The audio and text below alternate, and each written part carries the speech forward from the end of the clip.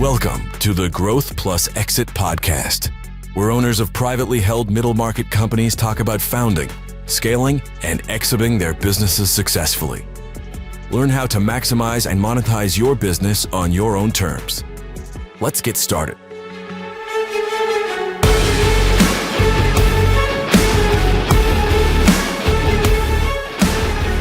Hello, I'm Heather Bennett, your host for Growth Plus Exit, the podcast featuring middle market owners and experts talking about founding, scaling, and exiting businesses successfully. I am very excited for this episode. This guest, I think, has a lot to share and a really unique story about a middle market company that was a definite turnaround situation. So this will be a great conversation. Just a reminder, this episode is brought to you by Newport LLC, a team of seasoned C-suite executives who help CEOs of privately held companies grow, de-risk, and exit their businesses successfully.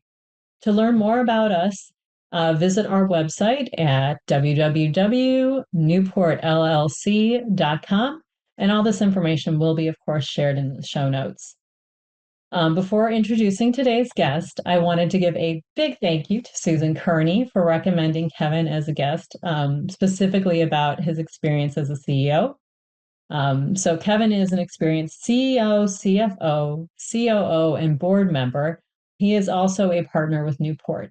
He has a long and consistent track record of building company values, skillfully orchestrating business turnarounds, and we'll learn more about one of those today, and transformations, as well as ultimately monetizing at high valuations for these companies. With former experience as a partner with E&Y, Kevin has a strong business strategy, operations, technology, M&A, finance, and team building background. He is also the former CEO of Loyale, a healthcare company focused on improving the experience patients have with the financials of medicine. Thank you so much for being here, Kevin. We're delighted to hear from you today. My pleasure. I'm happy to be here. So we had mentioned specifically talking about Loyale. How did you become involved with that company? And maybe give a brief description of what it is. I know I described it, but I'm guessing you have a better way of talking about what Loyale is and does. Yeah. Well, I got involved with Loyale principally as a favor to a friend, acquaintance, that business associate that I knew through San Francisco Bay Area Alliance of CEOs. That was a group of where CEOs would get together and talk about their many challenges, potential solutions. So met the founder of this company, and he at Loyale was designed to be a follow-on act to a very successful company called CashNet, which my friend Dan, a very successful serial entrepreneur, had started. And CashNet, many of you may probably know that name. I mean, it grew to dominate the higher ed, college and university space for students' students' payments. You know, you might, Freudian slip there, you might feel like a patient when you pay college tuition as a parent. But anyway, it was if you paid tuition, the odds are you paid on this CashNet system. So highly successful. So this was a, let's do that again effort in the healthcare industry. And the idea is that, the same basic problems exist. It's not easy to pay bills, not easy to understand them from healthcare providers. So why don't we provide a service where we can stand up a website, collect patient payments using credit cards, debit cards, electronic checks, and so on, and do it again, in effect, this time in a different industry. But this one had a different beginning to it. It was a real problem. The company got some traction, but it could never get to positive cash flow. The owner, the founder, and others were cutting checks left and right, adding additional capital to it. So when they came to me and said, hey, we need some help, I just couldn't say no. So I decided to jump into the pool and try to fix it. And how did they determine you would be CEO as opposed to another C-suite role or board member role? What was the deciding factor for how you were going to help and why that was the right place to put you? Well, I actually started out, on a consulting assignment with them as, a de facto CFO. So it was Mhm. very much so finance focused. And then the more we interacted, and then of course I naturally started to bring in, the bigger picture topics in to play, like competitive dynamics, commoditization of, eroding price points, the um, where was the company going to be in 3 to 5 years? How would it be successful? How would it scale? So, that conversation just naturally evolved into more of a CEO agenda. And then they actually came to me and said, "Hey, you need to be the CEO. Okay. Let's make that happen." Okay, excellent. That works. So what were those early days like? Well, it's the old adage, be careful what you ask for. Although I had an inkling, but the negative cash flow situation was more severe than I knew going in. But um, you know, we did an analysis and we probed around the edges of every potential efficiency play that there was, including challenging conventional wisdom that some price points just couldn't be improved. And that ultimately proved to be the winner. We were collecting as a payments company, in effect, a fintech, payment processor within. We collected a certain percentage of patient payments and then had to pay interchange fees, back, and those are very large. And the conventional wisdom was that can't be changed. That's automated. But as the more that I dug into it, the more that we analyzed it and challenged it, we discovered it could be changed. And in fact, it could be changed dramatically by accumulating more information at the point of sale about the patient, their credit card, their credit rating, and so on. That de-risked the transaction for the credit card companies and processors and greatly improved our price points. So it reduced our cost significantly. So, and it took effect fairly rapidly. It was about 6 months. We went from Wow. being a negative cash flow to a pretty strong positive cash flow, which is, of course, a whole new ball game. There's nothing like, organic cash generation to fuel business expansion. And it took a little while, but, that's one of the big lessons learned here. Don't, givens are not a given, Okay.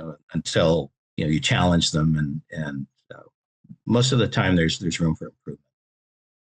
That's really good advice to challenge the status quo, especially I find that when I get into a new industry, it's a great opportunity when I'm learning the industry to push on what those status quos are and what the industry thinks can't be changed.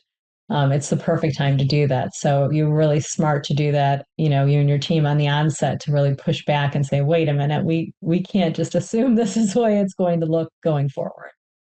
So, Yeah. and that made all the difference, which is great.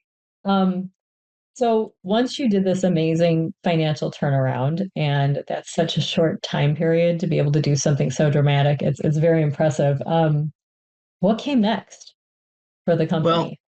as we looked at strategic alternatives, it became increasingly obvious that this industry was becoming commoditized. In other words, Okay. much bigger competitors were competing on price, Mm, and they had much deeper pockets. So their ability to cut price, consecutively and whatever it took to gain market share was far greater than ours. So we needed a competitive advantage. We needed to do something mhm. big that made us more than just a website and a payment processor. So we came up with a concept of patient financial engagement is a term in the healthcare industry, and it's about engaging with patients. Frankly, it's a lot of it's about collecting from patients because hospitals, little known fact, write off almost 50% of patient receivables.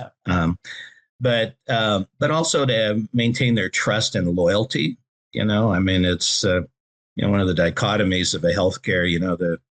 The healers heal the patient, and then they get the bill, and, Yeah. and things turn 180 degrees. And so we decided that, gee, as a concept, if we could come up with a way, wouldn't it be wonderful if you could, for an episode of care, say you had an orthopedic event, maybe you fell down, hurt your ankle, broke a leg, whatever, that all the provider bills, your primary care physician, your orthopedist that you were referred to, the MRI, radiology, the ambulatory surgical center, the surgeon's bill, the anesthesiologist who nobody actually sees or remembers from a surgeon, so I mean, all of those are actually coalesced together into one bill.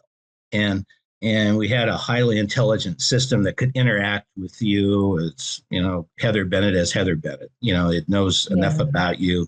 Now, we didn't have artificial intelligence power, so that's kind of the next generation in all of this at that time. But we did have business intelligence power. So, we were accumulating a lot of information about patients, profiling them, and then interacting with them differently, depending on what their financial situation was. For example, people that were maybe closer to the poverty line would receive significant discounts right off the bat. Right. And at least the system would have that kind of flexibility in it, to where you could fundamentally engage differently. Instead of receiving 20 bills, they'd receive one, and then be able to deal with it holistically, and with a friendly face and strong customer service on the other end of it. So we decided to build that. And so we started a project with community hospitals. We were working with smaller entities at the time, and developed a conceptual model and I call low-end working framework. But we needed a lot more money and a bigger strategic partner to really pull it off. So we went out in the market on a fundraise, and fortunately, that not only provided money, but it provided a critical strategic partner in all of this, HCA, which is the country's largest healthcare network, very advanced, shared a lot of cultural values. I mean, we wanted to get this right. It was, it was as much about doing right by the patient, helping providers to deal with an issue, and certainly for the company to be successful. But nobody had anything like that, so it maybe labeled a little bit of a moonshot. Some days it felt like a pretty big moonshot, but we embarked on that mission, which was a fundamental turn in the road to transform the company into an enterprise software SaaS player that would enable us to also harvest significantly more patient payments. So it would not only provide a new business model, a new revenue stream, but would also significantly enhance our existing business. Yeah, I want to back up just a second and talk about the commoditization, because a lot of industries are facing that. And there were a few things that you had mentioned on how to stand out in that type of a competitive framework. I think one was the customer service aspect, but and really making sure you got to know the individual customers. And with AI, I think we have the opportunity to really customize that experience, which improves it. But what other ways do you think companies can compete in commoditized industries or competitive sets? Well, like the relevant factors for us were, fundamentally a better patient or customer experience, a much better experience. And in fact, that's how we came up. We rebranded the company. It was previously ePay. So we, did a high-end marketing study, which, we had a business dinner and sat around a conference room table all night and came up with the name Loyale, because to convey that loyalty factor. So for, the value add proposition for our customers, the providers, flipping to that side of it, was much higher patient financial engagements, meaning patients would actually pay attention. I mean, we accumulated a lot of statistics on this. When we sent them communications, we sent them out consolidated bills. They paid attention to it and they took action. typically, which is the ultimate engagement, making a payment, selecting a payment plan, accepting a big discount. It reduced patient write-offs. So, our healthcare provider clients made more money. It made the whole situation manageable for patients, and far less of a hassle-ridden experience, which it still is today in a lot of the healthcare industry. So, so we really played hard on the value proposition elements, both to the patient and to the provider. And so you got to find a way. I mean, if you just compete on price, I mean, it's always, in my humble opinion, it's the price to value equation that matters the most, not just price. Right. So, if in middle market size companies, it would be very typical that, it's hard to compete against. I mean, we're talking about much bigger multi-billion-dollar players that we were competing against. And, it was a classic David and Goliath kind of a story. But we were able to jack up the value proposition to the relevant constituents, and do something, frankly, that nobody else could do. But that came with the help of our, because HCA was not just a customer and an investor; they were a co-development partner. So that was the deal that we struck with them. That they would help us to bake in best practices. They're somewhere in the 60s or 70s, and the Fortune 500. So this is a big company, but a very strong company culturally. They want to get things right. Do right by the patient, which was clearly a mission, vision, and values alignment with us. With Loyale. So so those are some of the things. I mean, that hit the value proposition hard, beat the competition on that, figure out a way to do something they can't do, and then don't compete on price because you don't have to. Right, and I think being like you said, you're competing against the much larger companies. There's something nice about being a small, agile company, or even a middle market size comparatively. You can make decisions faster. Like you said, you talked about that being around that dinner table and having those conversations. Sometimes that can be the most impactful decision-making process. I would think your experience in the boardroom as well, you've seen that happen. It's something where you can sit down at a table with people and discuss it, allows you to be much more effective, make better decisions, and be able to get the outcome that you're looking for, which is very cool. Yeah, absolutely. Cool. I mean, I previously in my career, I worked with Ernst and Young as a senior partner with electronic data systems, led a large multi-billion-dollar business unit. So I wouldn't call Fortune 500 companies particularly agile. Some of them are better at it than others, but nothing like this. But that also increases the table stakes, right? When you're in a company and you're making decisions, and you do have the ability, to literally change on a dime and at least make the decision quickly. So you got to make the right decision. So it's still important to do due diligence and make sure that you've thoroughly vetted your strategic direction. In this case, a fundamental redirection. Transformative agenda. Make sure that you can actually pull it off. And so thinking back about working with that larger HCA, what would you recommend for middle market companies who are going to be collaborating with a larger company? What do they need to keep in mind during the process so that the collaboration is successful?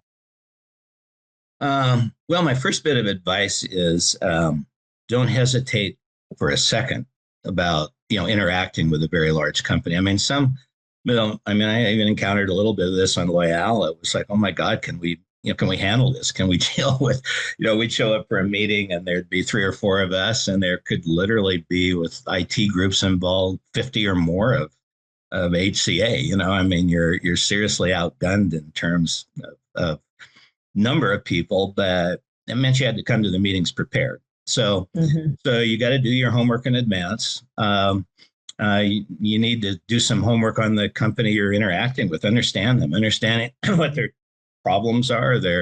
I like a SWOT, strengths, weaknesses, Yeah. opportunities, threats. So, do a high level, what's their SWOT look like? I know what mine looks Yeah. like, but, so actually understand how can I help them? And then, if you introduce ideas in that framework right away, you're on the same wavelength, right? So there's got to be that bridge that, you've got your interest, they've got theirs, but it's got to be our shared interest.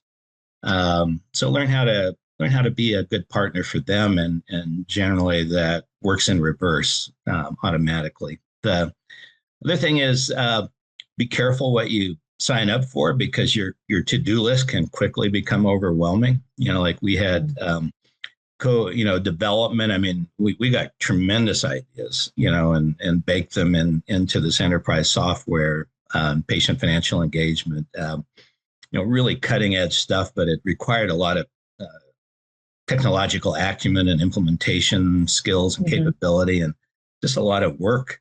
And so, always do a reality check on, because you don't want to miss deliverables. I mean, once you commit, my motto is, if my word is my bond, and I will, if I tell you I'm going to do it, I will do it.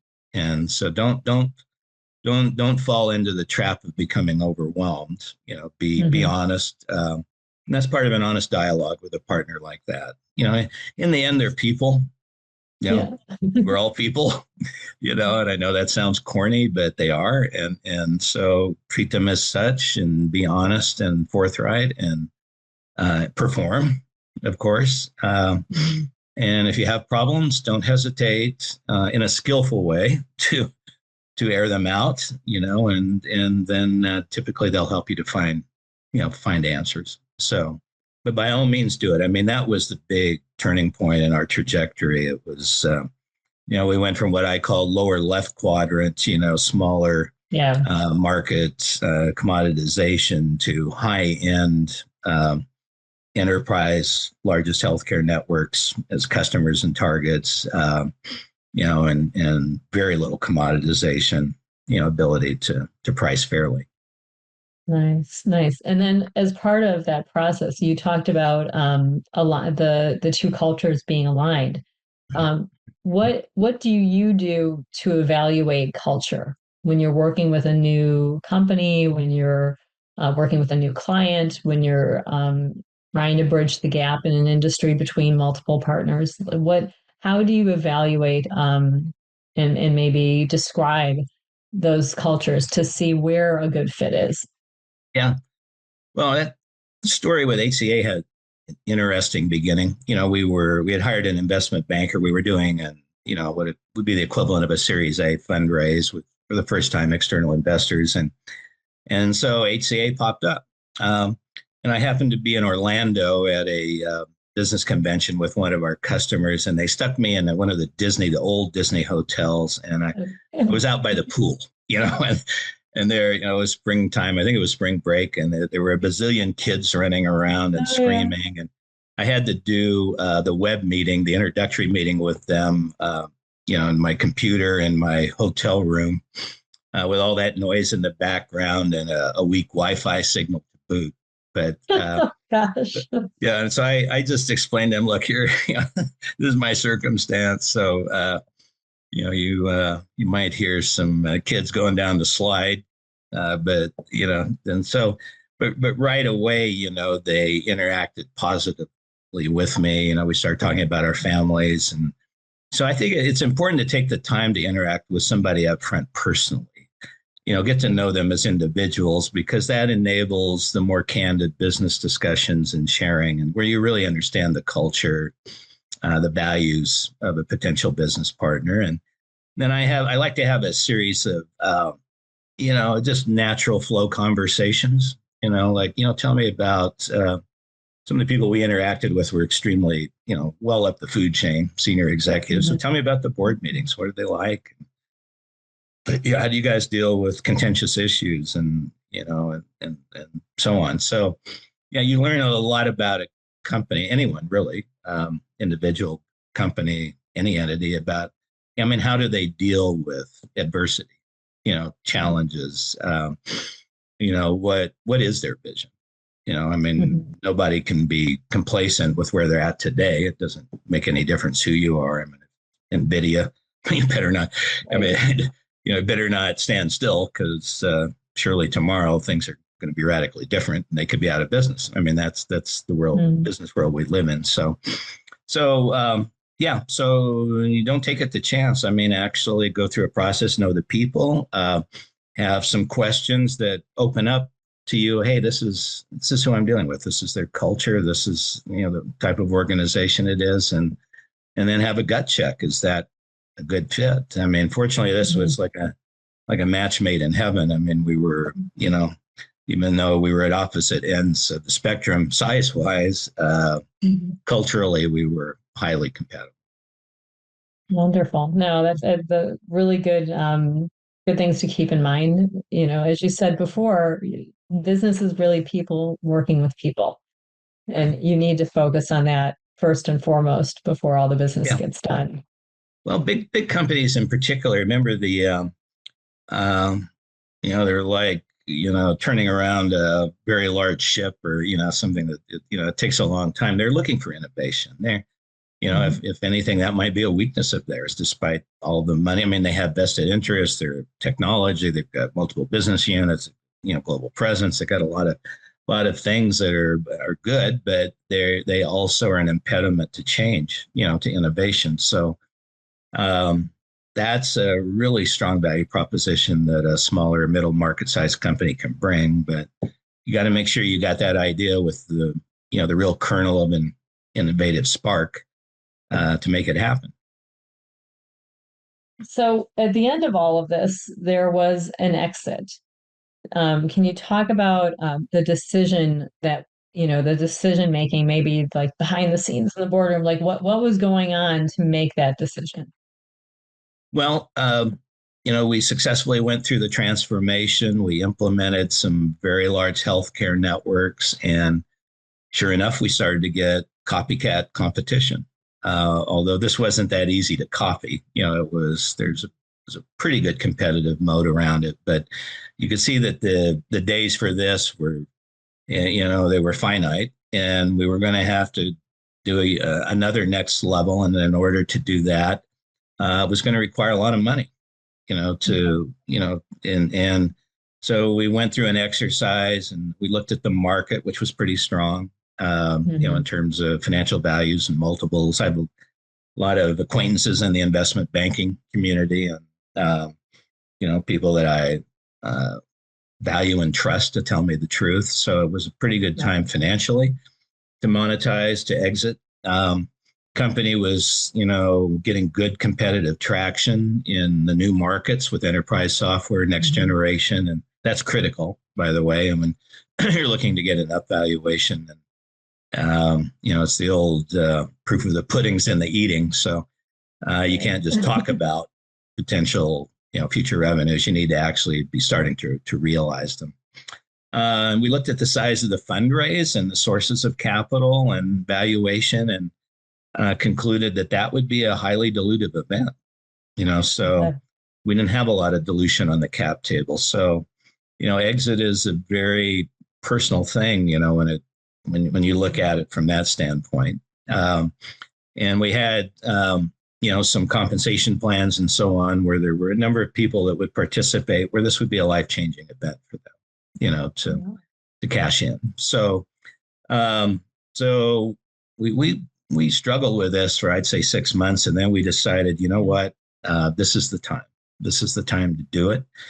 And we launched a full roadshow with an investment banker, and went through a very arduous process. And even though it's, to this day, I probably lose a little sleep over, we didn't sleep a lot. So, but, it was tough, but we were ready to go. We had our story, we had our financial models, we had answers, we had a good strategic plan and vision, we had HCA on board, moving forward. So we pressed the trigger, and we sold the company.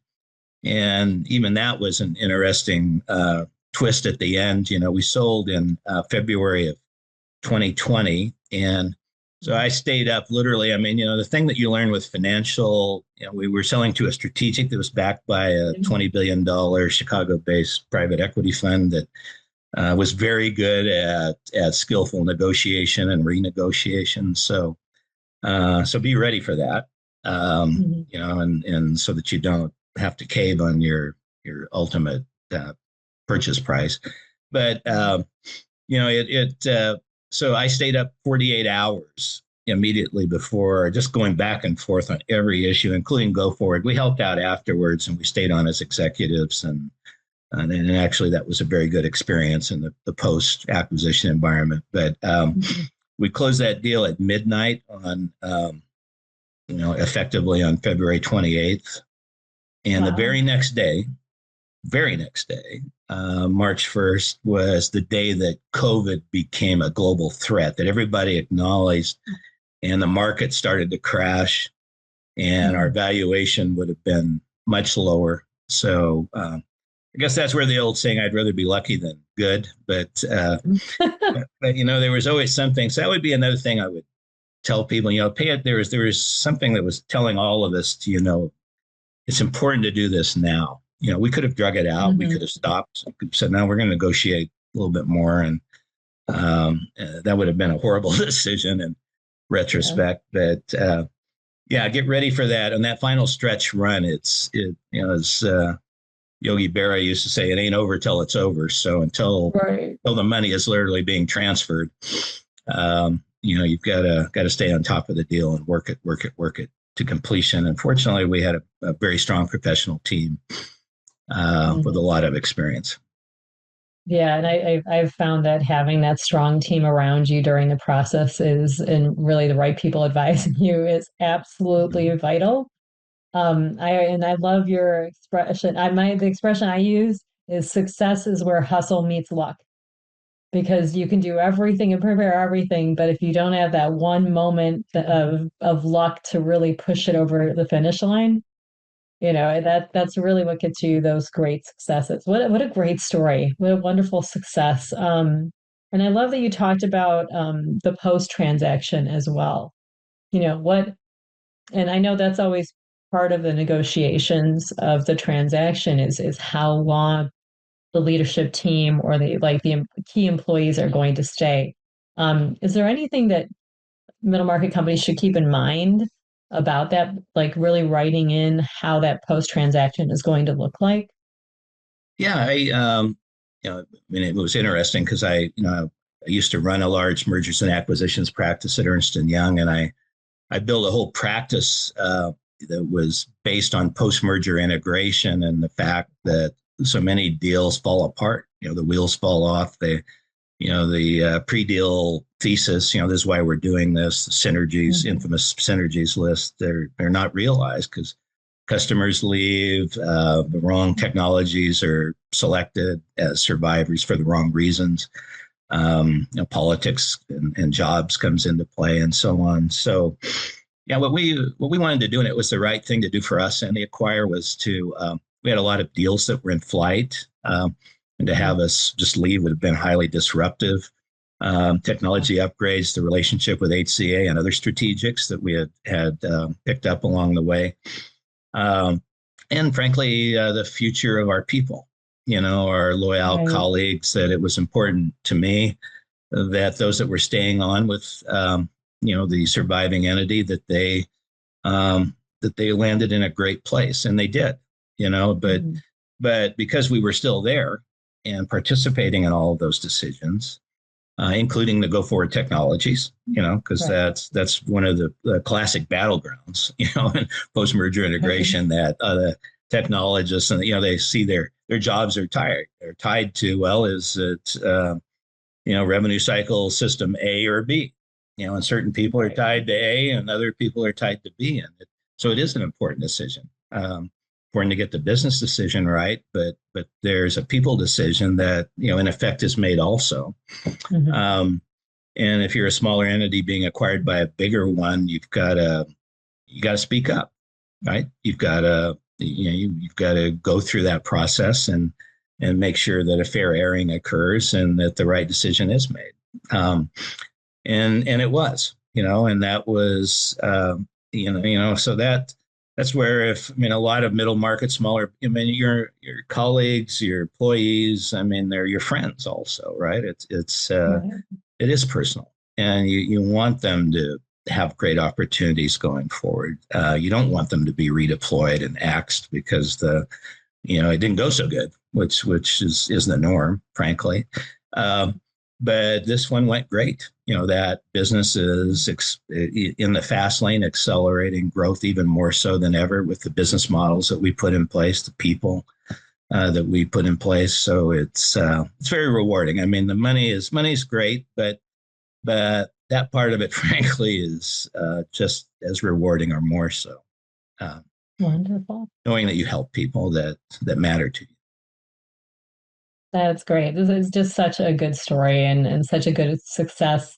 I do have one last question, but before I ask it, I wanted to make sure that people knew that they could reach you primarily through LinkedIn or through the website, the newportllc.com website.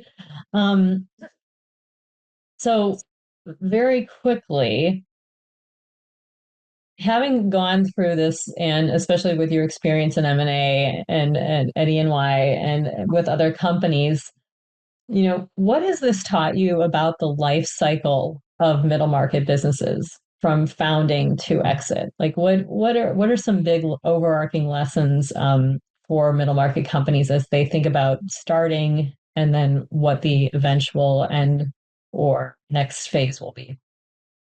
Yeah. Well, always challenge your strategic plan and your business plan, and including implementation, execution. Mm-hmm. So constantly be, dust should never accumulate. You shouldn't have to dust it off because your fingerprints are all over it, or your digital prints are all over it.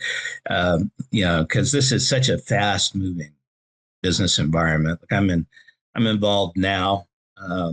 In a artificial intelligence company that's in the computational biology, pharmaceutical, and healthcare. Really seeking to revolutionize pharma and healthcare delivery. And but that's AI is pervasive. Through in every industry, every facet, literally. So now you really can't be complacent at all. That it's a huge lever. An asset if you're on the right side of it and you're fast enough. So velocity matters. And I think the days of the so-called lifestyle companies, where people would just build a solid model and then go off and play golf and harvest a big cash flow and dividends. I think that's over. Sure, there are a few of those, but artificial intelligence is it's a fundamental game changer. So in particular in this business environment, and we're right now, it's accelerating so fast. We're way past the beginning. It's moving towards a middle level chapter and then probably multiple evolutions and revolutions on top of that. So, as a middle market company, make sure you're on the right side of that. That would be my biggest, most relevant advice. Solid strategic plan, stay liquid. We're in an environment now with there's a little bit of potential recessionary chop out there, but hopefully it doesn't happen, but it could. I've always been amazed by, all the prognosticators. Yeah, I saw the big correction coming in 2008 and 9. Well, guess what? In 2008 or 9, they didn't say a darn thing. They had no idea.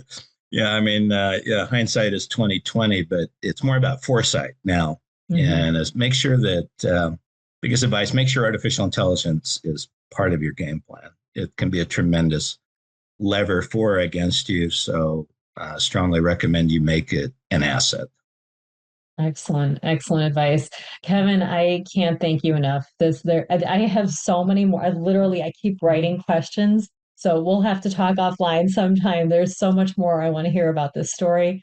Thank you so much for sharing about all of this, the success. Really, really appreciate it. And I know our listeners and followers will as well. Yeah. Have a great day. Thank you for being here. Same to you and everybody out there. Take care.